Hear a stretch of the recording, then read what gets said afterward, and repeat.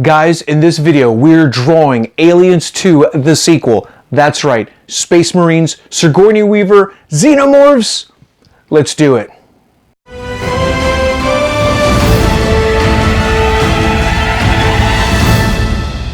Folks, welcome back to Drawing Conversation. As always, I am your dedicated nerd host and artist, Danny Fisher. Now, if you're new here, go ahead, subscribe, turn on your notifications, leave a comment below. Let me know what characters you want to see drawn. Now, let's do it. So guys, welcome back to Drawing Conversation. I gave this channel the name Drawing Conversation for a reason. My goal is to invite nerds, artists, writers, and subject matter experts from all types of nerd genres. So far, it's just been me monologuing.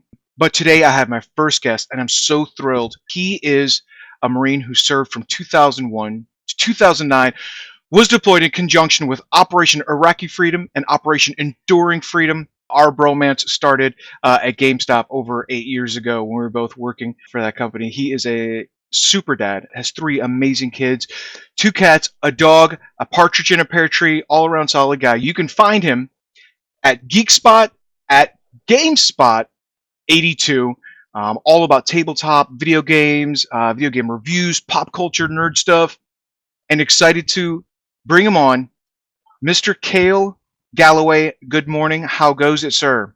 Hey, I'm well. How are you, Danny? You know, I am doing great. Thank you, sir. Thank you for having me. But hey, we are talking about the Xenomorph Aliens, and for those at home, I am sorry in advance. This is going to have spoilers, but you've had like over 30 years, so go out and watch this movie. But for me growing up, Aliens, that was not only the first movie, but I think probably the best. I absolutely loved it. Now, the movie opens with Ripley being awoken from cryosleep.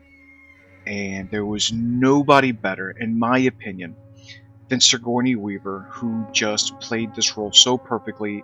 I mean, just the level of her acting ability, how easily she conveyed terror and fear. And of course, you know, when you wake up and she wakes up in cryosleep 57 years later, she just wakes up to a world of hurt. It is horrible.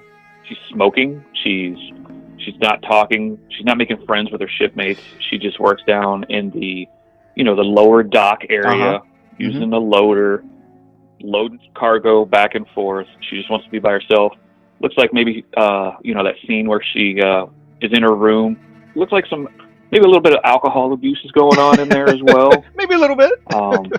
Waking up in just cold, drenched sweat every night from her time fighting the Xenomorphs in the first Alien movie. She does a great job portraying a PTSD sufferer. So that leads right into the arguably one of our favorite scenes that we've talked about, in the Hollow Room, where she's kind of just blissfully looking out into the forest and remembering, her life, and probably thinking about what has taken place in the last 55 years without her, right? And in walks Burke, and he's just almost callous news that, like, oh yeah, your daughter's dead. You've been gone for 55 years. She died during that time. Was it 66 that she passed away? Oh my gosh, yeah. Yeah, and I think that scene sets up so much for the film before and the previous film, because it shows why she was going so crazy trying to save the cat Jonesy in the first film, and why later she's putting herself at risk for other people because of that motherly instinct that she never really got to fulfill, because her daughter was 11 when she left. She was supposed to be home in time for that 11th birthday, and never made it. Nothing worse than letting your kids down, man. I'm telling you. Oh, no. And this isn't leaving them, sitting at soccer practice for an extra 30 minutes. This is, a lifetime of disappointment right there. Oh, my gosh. Yeah, I mean, Paul Reiser, the way he delivers it, oh man, I loved him in this. Why does he play such a good bad guy? But look at the history of comedians that just play fantastic villains, with the exception of maybe Jim Carrey's Riddler. That was maybe not the best. Oh, that's so shameful. Oh, that's so bad. Yeah, that was the best Batman. Let's be honest. Everybody wants to think it wasn't. You know, I drug Bring my back wife the to it, nipples. I drug my wife to it, and she was just like, "What are we watching? What is this? What is this? Seen better film on teeth. It's so bad." But at any rate, you know, Burke is trying to convince her, hey, you know what? We lost communication on LV-426. This is a terraforming colony. We need a subject matter expert who's familiar with these creatures that you claim. And she's like, you will not get me there. There is no way. And what does Burke say? Hey, it's going to be a clean operation. We got the best Marines. We got the muscle. We got the machine. We got the tech. We just need you. We're not bringing him back. We're going and eradicating him. And that's... Yeah. And she's like, oh, okay. And the crazy part about that is this is on the heels of them essentially telling her she's an insane person and that this alien that she's raving about didn't exist. Totally. But then they want her to go just in case maybe something was there. Why don't you come with us and just make sure everything's on the up and up? But look, we're bringing a bazooka to a knife fight.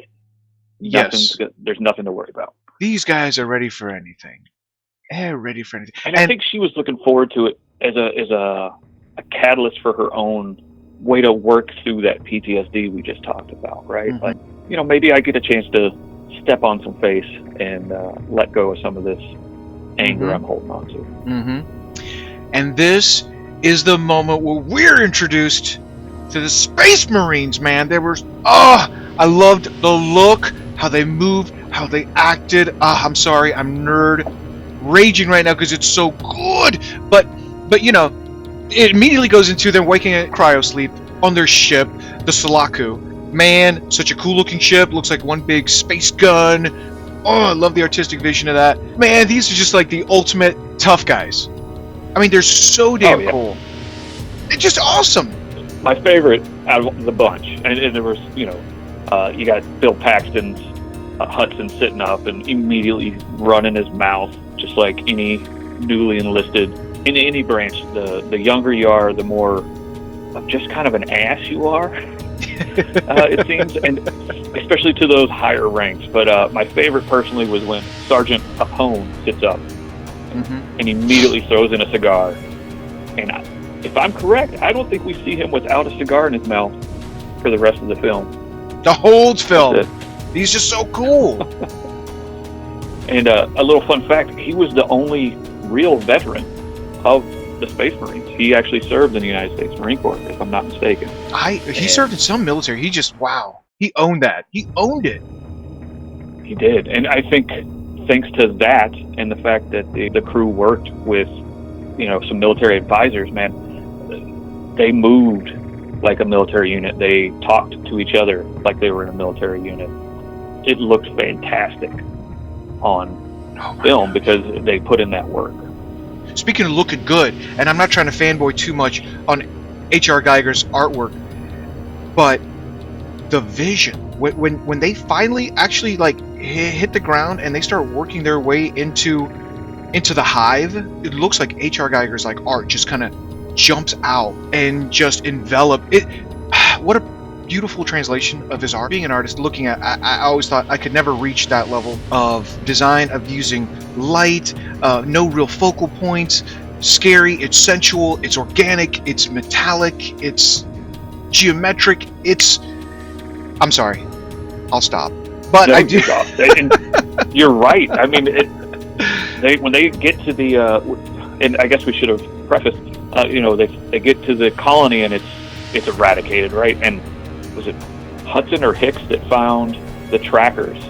And they were all in this one central location near the nuclear reactor that kept the plant going, or kept the terraforming going. Right. And so they go out to get them. I loved how it was like a maze, and how it almost felt like the corridors were angled in on each other, so it got more claustrophobic the further in you got. And the medic finds maybe the one surviving colonist. And I don't know if you remember off the top of your head what she says, but she says, "Kill me," right? Yes! Get it out of me. Oh, kill me! I'm sorry, it still sends chills. It's like, because if she's survived this long, if she has seen some stuff going down, so she knows what's coming next. She knows what's happening next. She has seen more than her fair share. The next thing you know, there's Xenomorphs literally turning out of the walls, like they were just kind of resting against it in camouflage. Perfect. Waiting. It was like a trap almost. And they just turn out and rock and roll! Yeah. Woo! And in the first, I would 45 seconds of the conflict, they lose 3 out of the 7 Marines that they brought. Absolutely. And this is supposed to be the elite team, so it is not going well for our Space Marine friends. No. They're falling apart on themselves a little bit because they don't know what they're facing, per se. They don't know how to attack the enemy because the enemy is everywhere. It's on the ceiling. It's on the wall next to you. It's behind you. So they're trying to fall back using this, the tactics that you would, cover fire, fall back, cover fire, fall back. And it is just not going well. We got people falling left and right.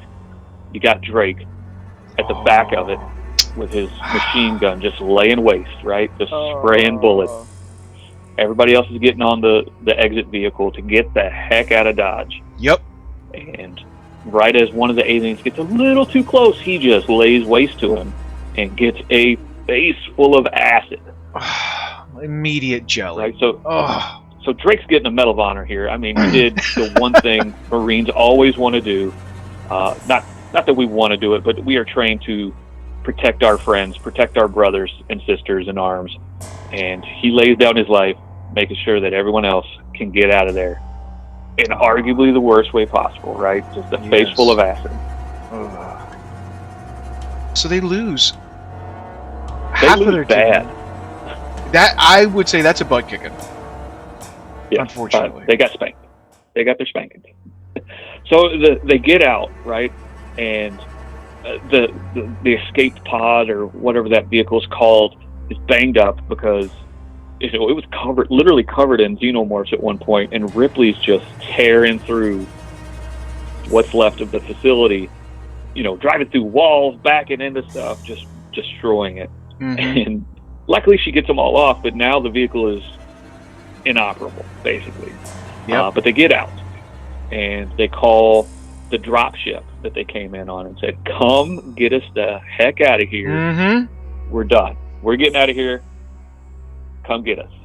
And wouldn't you know, they had just happened to leave that back hatch open a little bit too long, and an alien sneaks on board and kills the crew mid-flight. And you see the dropship coming, and you're like, "Oh, here comes, salvation."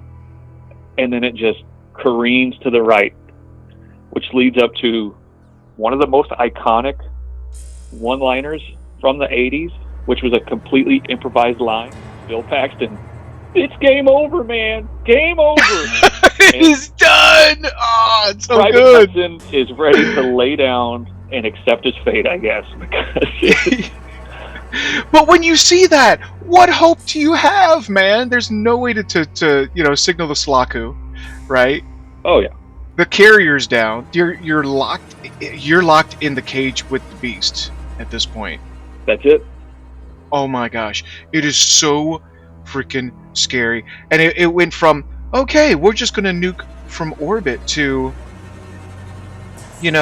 we're now down in the trenches. And this is the point, guys. And I'm sorry, we're at the end of our time. We're going to pick this up next week, but we have to close it here. I hate to close it on a cliffhanger. We're going to pick this up next week. But Gale, thank you so much, and I'll be catching up with you next week. Oh, thank you so much. I look forward to talking to you again.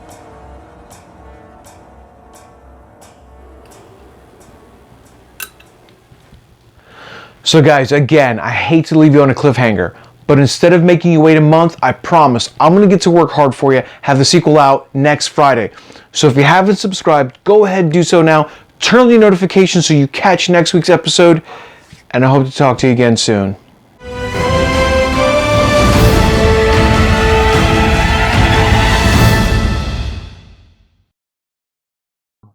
Oh, finally. Oh, All this is over right? with. We could take a sigh of relief. Right? Let's go. Good job, everybody. Smoke them if you got them.